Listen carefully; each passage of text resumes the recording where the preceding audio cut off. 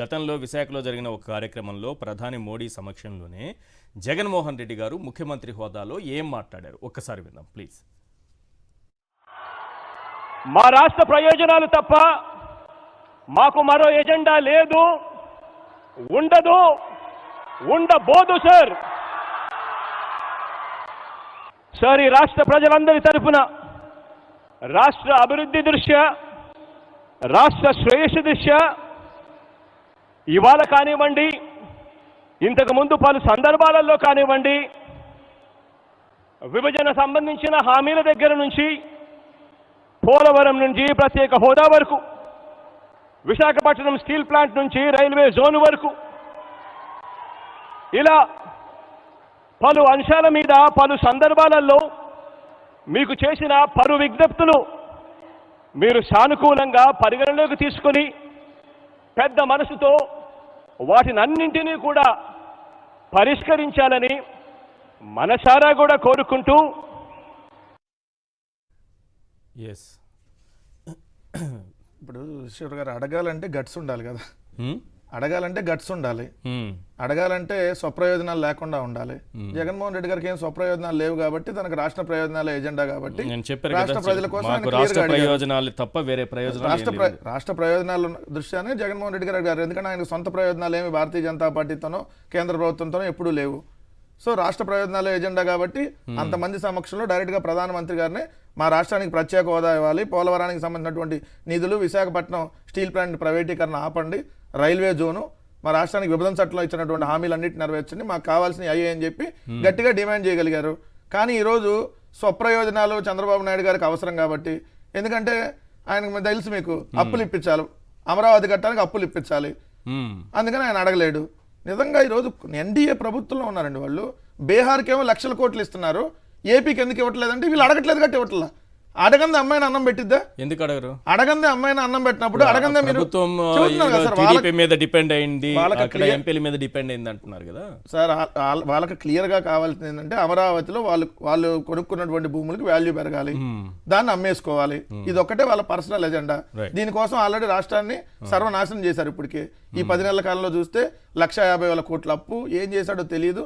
అట్లా చూస్తే అమరావతి పేరుతో అడ్డగోలుగా కాంట్రాక్టులకు దోచిపెడతా ఉన్నారు. ఎవరికి? ఈనాడు కిరణాల వియ్యంకుడికి, లేదంటే చంద్రబాబు నాయుడు గారి సంబంధించినటువంటి వాళ్ళ ఫ్రెండ్ బిఎస్ఆర్ ఇన్ఫ్రా వాళ్ళకి, లేదంటే లోకేష్కి ఎలక్షన్లో మంగళగిరిలో పనిచేసినటువంటి కనకమేళ్ల ప్రసాద్ అనే అతనికి.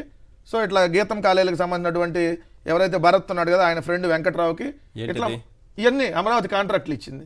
అమరావతి కాంట్రాక్ట్ వీళ్ళక అమరావతి కాంట్రాక్టులు ఎవరికి ఇచ్చారంటే అడ్డగోలుగా చంద్రబాబు ఫ్రెండ్ అయినటువంటి బలుసు శ్రీనివాసరావు 7,298 కోట్లు. ఏదైతే మెగా సంస్థ చంద్రబాబుకు ఫ్రెండ్ అయినటువంటి మెగా సంస్థకి 7,022 కోట్లు. ఈనాడు కిరణ్ సోదరుడు వియ్యంకుడు రాయల రఘు ఆర్వీఆర్ ఇన్ఫ్రాకి 6,031 కోట్లు. ఏదైతే ఏవి రంగరాజు చంద్రబాబు సన్నిహితుడుగా ఉన్నటువంటి 6,910 కోట్లు. నారా లోకేష్ ఆప్తుడైన కనకమేళ్ల వరప్రసాద్కి 429 కోట్లు. చంద్రబాబు ఫ్రెండ్ మాజీ ఎమ్మెల్యే బొల్లేని కృష్ణకి 779 కోట్లు. లోకేష్ తోడల్లుడు ఎంపీ భరత్కు సన్నిహితుడు ఎం వెంకట్రావుకి ఎంవీఆర్ ఇన్ఫ్రాకి 796 కోట్లు. ఇవన్నీ అండి. ఇది ఇచ్చి అడ్డగోలుగా దోచుకునే కార్యక్రమం. కిలోమీటర్ రోడ్డుకి 63 కోట్లు అంటారు. ఇవాళ మోడీ సభ చూస్తే వాళ్ళు ఏది పార్కింగ్ లో లైట్ల కోసం టెంపరీ 64 కోట్లు కిలోమీటర్ రోడ్డుకి. జాతీయ రహదారులు కూడా 20-22 కోట్లతో వేస్తున్నారు. అమరావతిలో మాత్రం 64 కోట్లతో కిలోమీటర్ రోడ్డు. ఎంత దారుణం అంటే ఇప్పుడు ఎన్డీఏ ప్రభుత్వం నిలబడిందంటేనే ఆంధ్రప్రదేశ్ అండ్ బీహార్ వల్ల. మరి బీహార్కి లక్షల కోట్లు వస్తున్నాయి. ఎందుకు? వాళ్ళు డిమాండ్ చేస్తున్నారు, తీసుకోగలుగుతున్నారు. ఇక్కడ వాళ్ళని డిమాండ్ చేసే పరిస్థితి కాదు కదా, రిక్వెస్ట్ చేసే పరిస్థితి కూడా లేదు. ఎందుకంటే వాళ్ళ సభ చూస్తే సార్ ఒకరినొకరు పొగుడుకోవటం, అసలు నువ్వు తోపు అంటే నువ్వు తోపు, లేదు నువ్వే తోపు, అసలు నువ్వు తురుము, నువ్వు తోపు తురుము కాను అని ఇంకొక ఆయన. ఇదా అండి 500 కోట్లు ఖర్చు పెట్టి, అయ్యా మా అమరావతికి డబ్బులు ఇవ్వండి, అయ్యా విశాఖపట్నానికి రైల్వే జోన్ సంబంధించండి, పోలవరం నిధులు పూర్తిగా ఇవ్వండి, 40 ఏదైతే మీరు అన్నట్టుగా 43 అడుగుల దగ్గర కాదు దాన్ని 43 మీటర్లకు కాదు అయ్యి కదా మనం అడగాల్సింది. ఇది కాకుండా అసలు ఈరోజు చూస్తే సభ చూడటం వల్ల ఆంధ్రప్రదేశ్ రాష్ట్ర ప్రజలకు ఈ రోజు ఏమన్నా వనగారినటువంటి ప్రయోజనం ₹1 ఉన్నదో చెప్పమంట. ₹1 ఇది వాళ్ళ మోడీ గారిని తీసుకొని వచ్చాం, కనీసం దాంట్లో వాటర్ బాటిల్ ఖర్చు కూడా ఇవ్వలేదు కదా సార్ వాళ్ళు. భోజనాలు ఖర్చు తర్వాత సంగతి. రైట్. పురుషోత్తం రెడ్డి గారు ఒక బయట ప్లే చేశాను. జగన్మోహన్ రెడ్డి గారు ఒక వేదిక పైన, ప్రధానమంత్రి ఉన్నటువంటి వేదిక పైన ఇదే ప్రధాని మోడీ గారే ఉన్నారు. ఈ రోజు కూడా అదే ప్రధాని మోడీ గారు ఉన్నారు. గత ముఖ్యమంత్రి మాట్లాడినటువంటి అంశాలు, ఈ ముఖ్యమంత్రి ప్రస్తుత ముఖ్యమంత్రి గారు మాట్లాడినటువంటి అంశాలు మీకు ఏమనిపిస్తుంది? రెండింటిని ఎట్లా కంపేర్ చేస్తారు? జగన్మోహన్ రెడ్డి గారు ఎప్పుడు కూడా తెర వెనుక ఒకటి, తెర ముందు ఒకటి మాట్లాడే అలవాటు లేదు. ఆయనతో విభేదించవచ్చు, సమర్థించవచ్చు. స్పష్టంగా మాట్లాడే అలవాటు ఉంది. స్పష్టంగా ముందైన వెనకైనా మాట్లాడతారు. ఇప్పుడు రాష్ట్రంలో జరగాల్సిన చర్చ ఏంటి? ప్రధానంగా మీడియాలో ఏం చర్చ పెడుతున్నారంటే దానికి చట్టబద్ధత కావాలి రాజధానికి అని. ఎందుకు ఆ భయము మనకు అంటున్నా?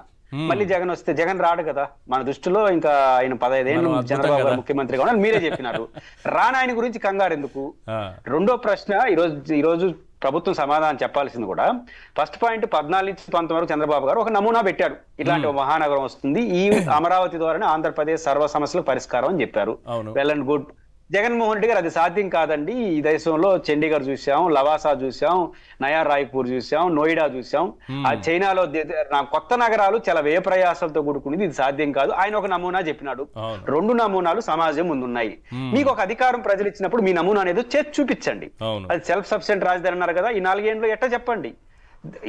అక్కడ జరిగే ఇప్పుడు చివరి ఉపన్యాసంలో ఈ 3 ఏళ్ళలో అమాంతం జిఎస్టీ పెరిగిపోతున్నాడు. ప్రధానమంత్రి గారి భాష నాకు అర్థం కాల. తెలుగులో నాకు అర్థమైనంత మేరకు రామ్మోహన్ నాయుడు గారు చెప్పిన ప్రకారం ఈ 3 ఏళ్ళలో అమరావతి రాజు జిఎస్టీ పెరిగిపోతున్నాడు. జిఎస్టీ జగన్మోహన్ రెడ్డి ఇచ్చిన సంక్షేమ పథకాలు వస్తే పెరుగుతుందని గతంలో రుజువైంది ఆల్రెడీ. కాబట్టి ఇప్పటికైనా ప్రభుత్వం మేము అన్ని ప్రాంతాలు అభివృద్ధి చేస్తామంటే అమరావతికి ఏం చేస్తారో చెప్పారు, రాయలసీమకి ఏం చేస్తారో చెప్పండి. ఇట్లా చెప్పకుండా భిన్నంగా మాట్లాడితే ప్రయోజనం. కానీ మీరు ఏం చేయదలుచుకో చేయండి, ఇతరుల మీద నిందలు ఆపేయండి. రైట్.